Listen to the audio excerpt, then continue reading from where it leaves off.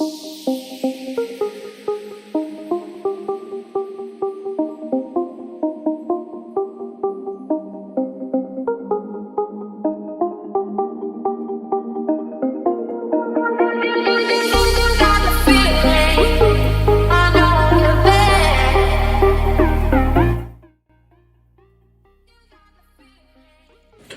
merhaba arkadaşlar.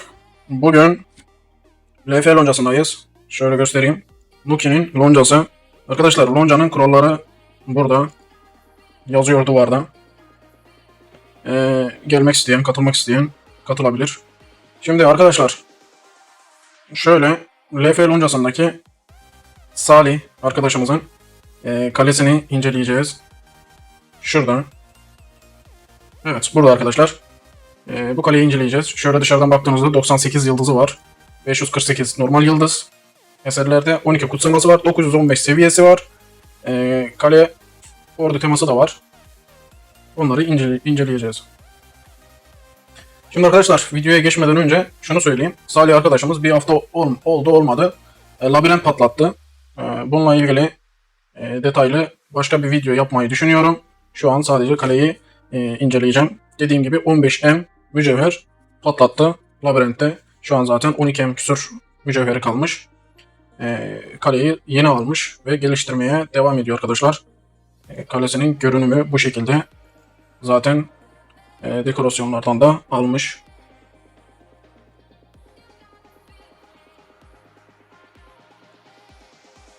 Şöyle dışarıdan bakıyorum arkadaşlar. 2 seviye.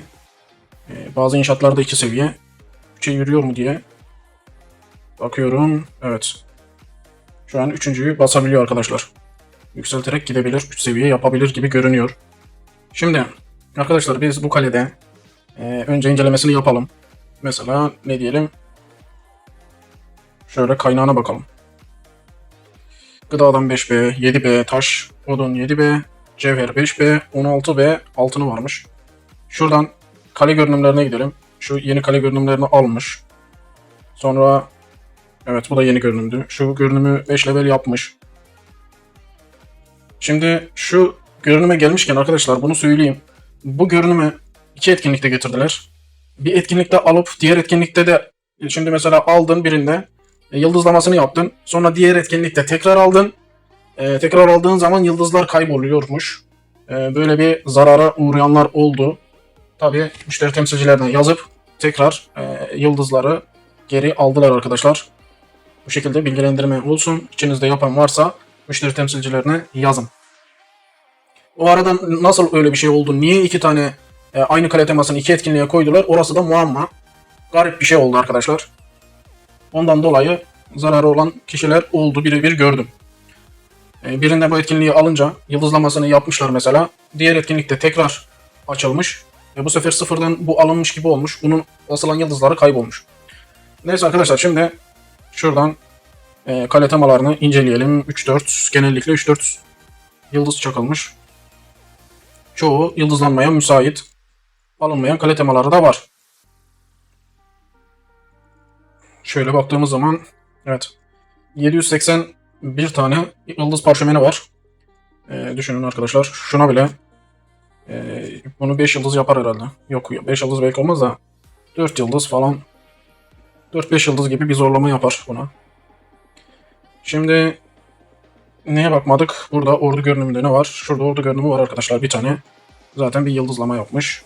İkinciye de 25 parşömen istiyor. Evet. Şimdi asker sayısı. Asker sayısı burada. 35M diyelim biz. 35M askeri var arkadaşlar. 7'şer T2'si var. Şöyle 4'er T4'ü var. 300 RK'da T5'i var diyelim. Asker sayısı idare eder. Kaptan kale zaten arkadaşlar. Dediğim gibi kaptan kale. Biz geçen gün bizim krallığa bir tane kaptan kale gelmiş. Yani normal kaptan kale diyeyim. Tam ahım şahım değil de. Kaptan kale gelmiş. 13-14 hem askeri vardı. Bizimkiler atlayıp vurmuşlar mesela. Orada aynı şey olmuş. Asker sayısı az deyip vurmaya çalışmışlar. O da ekipmanı giymiş almış lideri. Dediğim gibi arkadaşlar bizler kaptanlar kaptan bir hesapla Hisar'da zaten 4M'e 4M vuruşurken siz 2.5M diyelim mesela. 2375K ile 13M 14M askeri karşıdaki kaptansa vurduğunuzda çok sıkıntı yaşarsınız. Bunu da söylemiş olalım. Şimdi arkadaşlar biz bu kalede ekipmanlara bakacağız tabi. Salih ekipmanlarını ayarlamamı istiyor. Şimdi şöyle bir tekrar göz gezdireyim.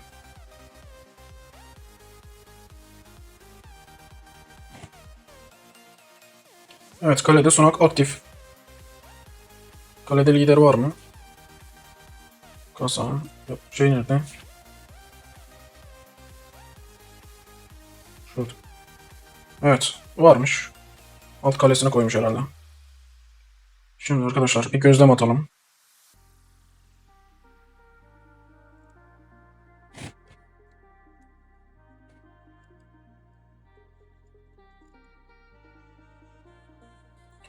Şimdi gözlem attık.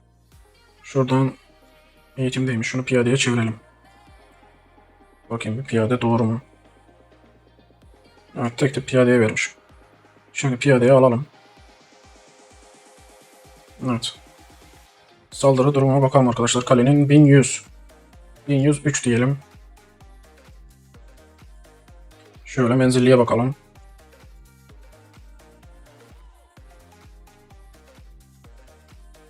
Evet, bu da 1100. Son olarak süvari.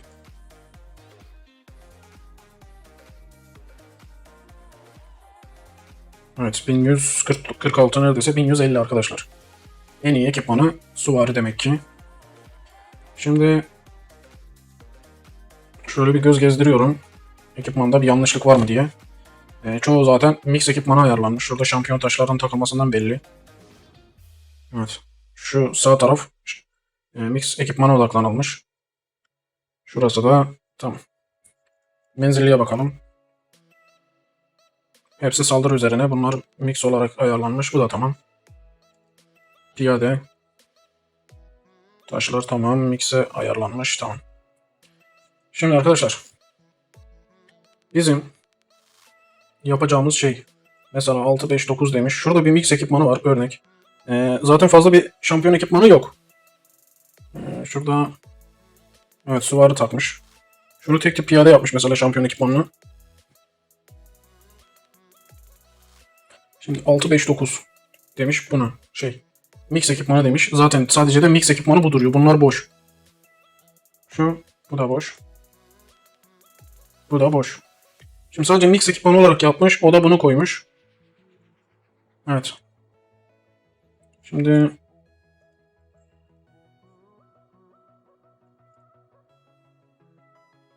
acaba bir şey çıkar mı diye bakıyorum da arkadaşlar.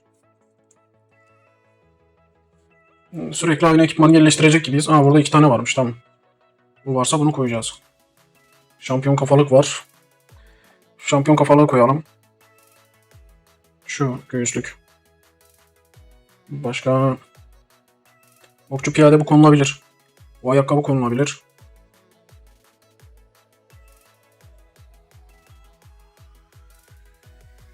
Şimdilik bu piyade kalsın. Burada eldiven kullanılabilir. Evet. Bence eldiveni koyalım. Eldiveni koyduk. Şimdi burada bize zaten sadece kupalar lazım. Şimdi kupalarda tek tip ayarlamış. Şimdi Salih burada tamam. Bunları tek tipte böyle kullanırsan ama şu mesela. Şu şampiyon taşını şuna tak mesela. Şu üçüncü taşan. Bu şekilde mixte kullan. Şunu alayım yine bu böyle de. Bilgin olsun. Mesela bunu takmışsın. Buna takmışsın. Bu da bir tane buna takmışsın. Bunu hiç bozmamışsın. Bir tane buna takmışsın. Bunu hiç bozmamışsın. İyi, tamam, öyle olsun. Öyle olsun bakalım. Şöyle yapalım arkadaşlar.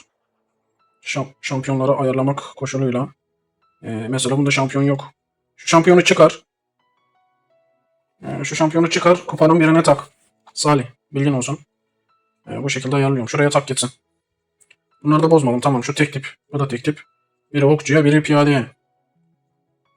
Kafalığı da Ordu CP veriyor diye ellemedim. Şimdi ne var sende? 6-5-9 var mesela. Bunun yerine zaten bu mix ekipmana bunu yazacağız. Şöyle bakıyorum. Şunu çıkarabilirsin. Bunu takabilirsin. Süvariyi arttırmak için. Buna da 6-5-9 diyebilirsin. Şöyle bakıyorum. Buna şampiyon ekipmanı da gelebilir şu. Ama taşını düzeltmen lazım. Eldivende durabilir. Bu şekilde kalsın. O zaman bunu düzeltelim. Bunu 0.5.5'e ayarlayabilir miyiz? Ekipman var mı bilmiyorum. Yoksa da karışık olarak dizeceğiz arkadaşlar. Şu mesela 1. Şu 2. Sonra şu okçu mesela, bu da okçu. Şampiyon olsun. Hiç olmazsa bunda taş takalım. Sonra şu süvari olsun.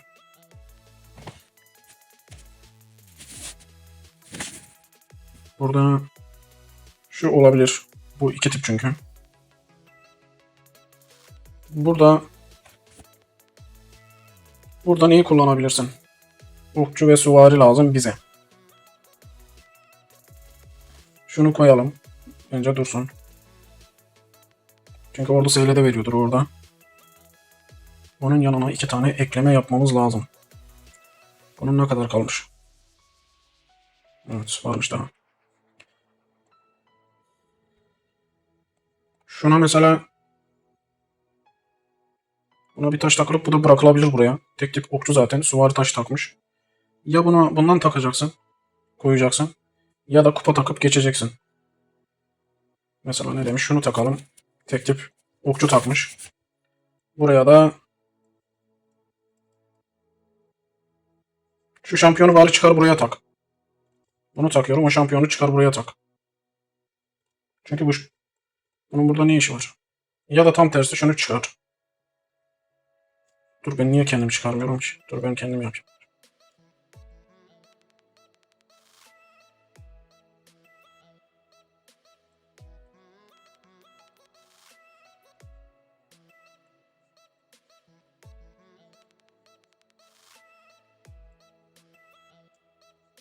Oo, çıkarmaya gerek yokmuş. Zaten ekipman var. Şimdi bu şekilde olabilir. Dursun, şimdilik idare eder. Şuna süvari piyade. Kafalıktakini çıkar.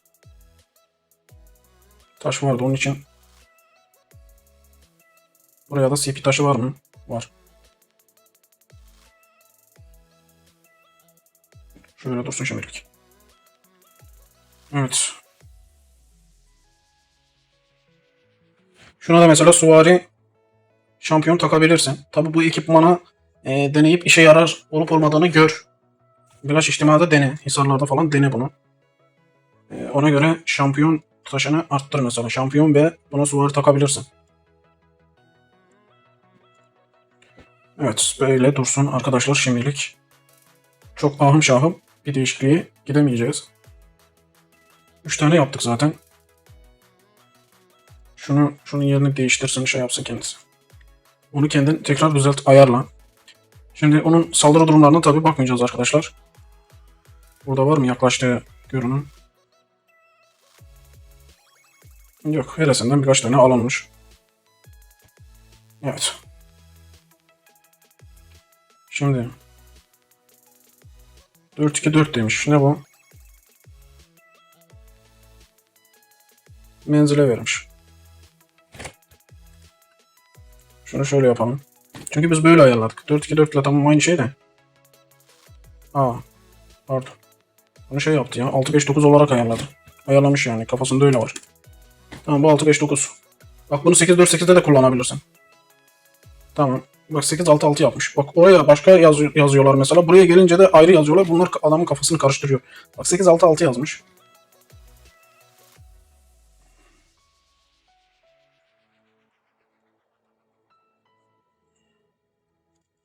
Ona 8-8-4 yazacağız biz. Ne oldu lan? Ne yaptık biz? Kendi kendimize ekipman mı değiştirdik?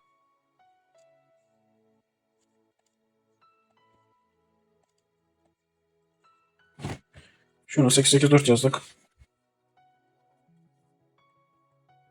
Piyadesini arttırmış. Olmaz. Şöyle.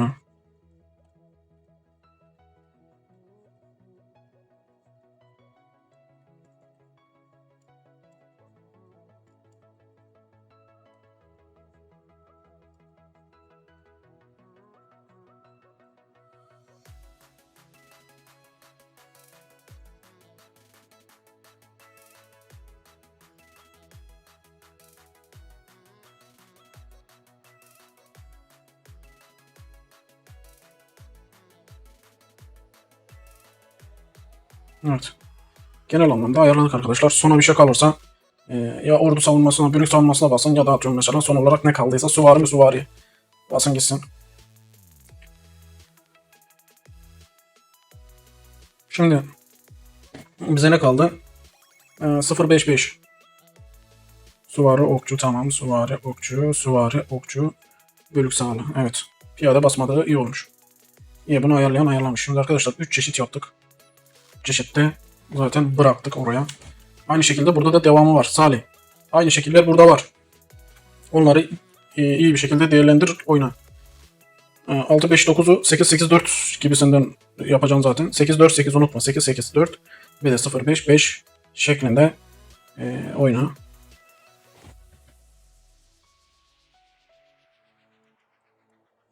Şimdi hemen taburunu falan bir kontrol edelim.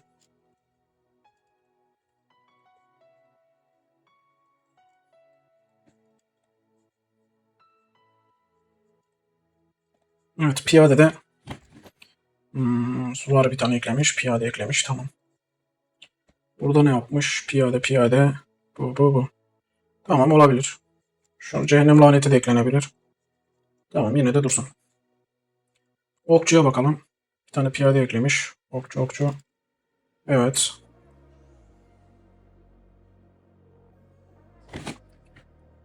Yine aynı şekilde yoldaşlara da okçu, yılan. Tamam. Bu da tamam arkadaşlar. Olur yani. Süvari.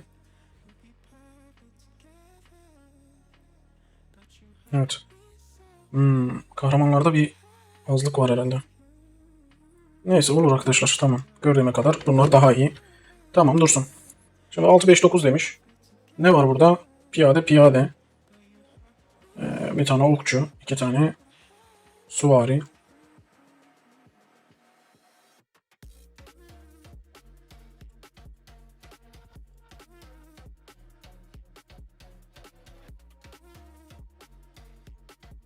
Evet. Şunu da koyabilirsin.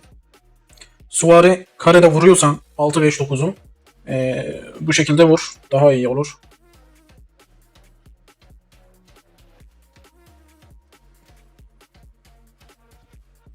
Yoldaşlar. Piyade. İkisi. Süvari. Bir de bunu bırakmış. Bunu bırak, şunu. Süvari kare, okçu karede vururken bu şekilde dene. 5-6-9 bu da ya. Niye 5-6-9 olarak kayıtlı? Bunu 6-5-9 yaptım. Diğerlerinde 6-5-9. Buraya gelince başka bak 6-5-9 da var. Yani hepsinden ayarlanamaz, yapılamaz yani. 6-5-9. Bak, varmış. Yine aynısı herhalde. Ha, burada bunu koymuş. Neyse, burada 8-6-6 demiş yine. 8-6-6'yı da yine çeviriyoruz. 8-8-4.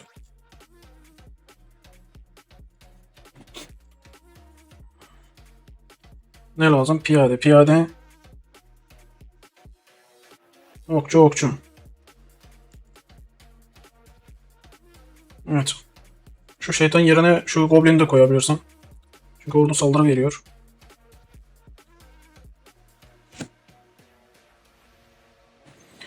Evet. Buradan dediğim gibi okçuyu belki değiştirebilir. Goblin'i yapabilir. Onun haricinde bu şekilde dursun. Yoldaşlar. Piyadeyi ayarlamış. Şöyle okçuyu ayarla. Millet genellikle okçu karede duruyor mesela. Ona göre ayarla. Eğer ki tamam 8-6-6 gibi yapıp da piyadeyi fazla kullanıp vurmak istersen de dediğin doğru. Burada otomatikmen değiştir. Burada kendiliğinden atıyorum, mesela tam vuracaksın, ekipman ayarlamak istiyorsun. Hemen bu şekilde gel. Şöyle yap mesela. Böyle vur. Ya da baktın daha kuvvetli vurmak istiyorsun. Piyade üzerinden vurmak istiyorsun. Atıyorum, bunu çıkar, bunu koy. Böyle direktmen aç. Yani bir şeyler arttırabilirsin burada.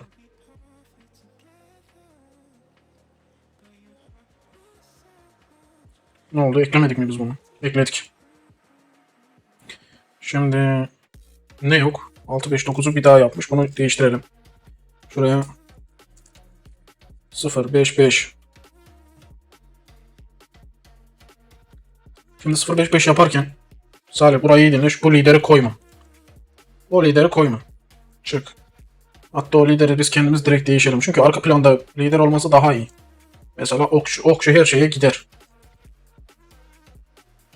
Piyadeyi burada koyduğun zaman eğer ki 0-5-5'e bu adam gider hemen ölür.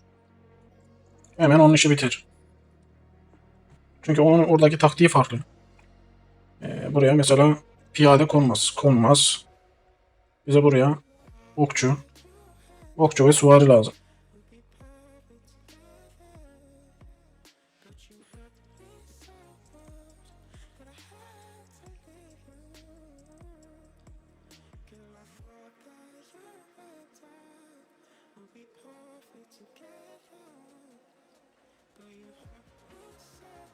Evet, bu şekilde durabilir ya da tek tip olarak ayarlayabilirsin süvariyi ya da ordu saldırı olarak da ayarlayabilirsin.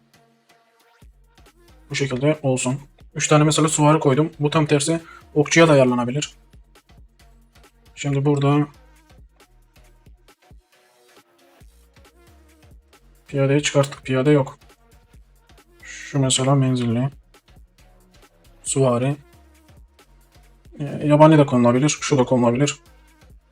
Bu şekilde dursun. Şimdi bunu normal moda al. Burada ben T5 bırakmıyorum çünkü T5'in gidecek uğraşma diye. Geri kalan burada.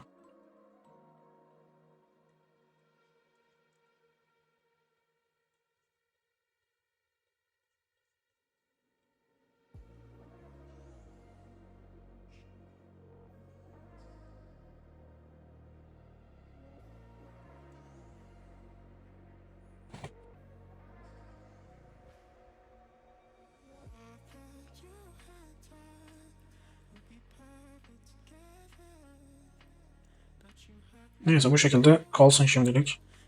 Dediğim gibi buradaki zaten ön niyet. Buradaki taktik piyadeyi ön plana bırakmak.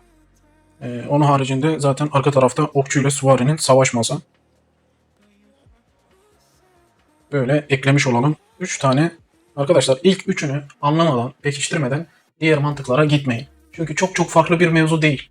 Mesela yapmış 8-8-4 yapıyor. Diyor ki 4-4-2 yapıyor mesela. Bu sefer zannediyor ki farklı form.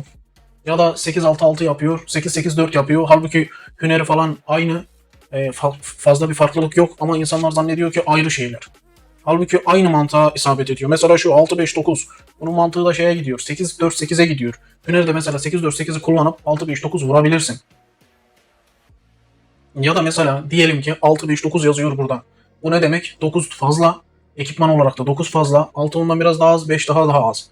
Burada mesela diyelim ki sen 6-5-9 vuruyorsun ama ortadaki okçuyu falan okçuyla piyadeyi biraz daha güçlendirmek istiyorsun. Ne yapacaksın? Ekipman olarak ekipmana dokunmadan gidip bunu 6-5-9 yapıyorsan gidip Hüner'de 8-8-4'ü Hüner'de seçebilirsin.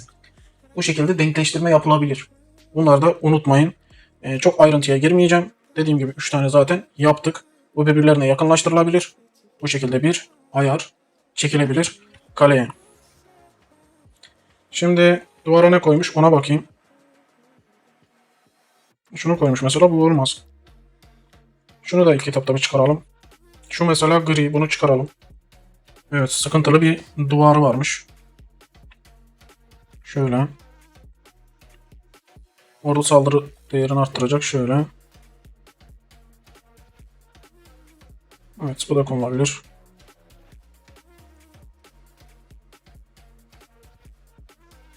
İki piyade bir okçu. Tamam, bu şekilde de durabilir.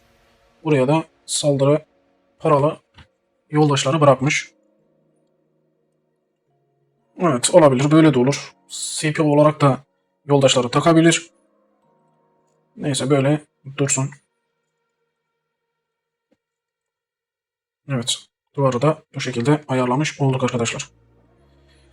Bakmadığımız, görmediğimiz, dokunmadığımız bir yer var mı? Benim aklıma şu an gelmiyor. Şimdi arkadaşlar, kısaca şöyle özetleyeyim. Salih arkadaşımızın kalesini biraz hızlı değerlendirdim. Çok uzun sürmesin diye. E, başlıca yapılması gereken atıyorum formu falan yapmaya çalıştım. Çok fazla ayrıntıya girip kişinin kafası karıştırılmamalı. Bunu her zaman söylüyorum, dikkat edin. İlk önce bunları anlayın. Sonra diğerlerine gidin. Sonra atıyorum mesela. Bunu anladıktan sonra kendiniz de hızlıca savaşa giderken pat atıyorum mesela lider değişecek. Ben bu lideri kullansam mantıken daha iyi deyip tak diye değiştirebilirsiniz. Oradaki kahramanlara, yoldaşları kendinize göre içtima açarken saniyesinde değiştirilebilir. Aklınızda olsun arkadaşlar. Kalenin en iyi ekipmanı da zaten bu. Şimdi ileriki dönemlerde, ileriki şeylerde arkadaşlar, zamanlarda dediğim gibi bir labirent üzerinden gitmeyi planlıyoruz. Çünkü arkadaşlar labirentte şimdi göstereceğim size. Bu niye kendiliğinden azalmış?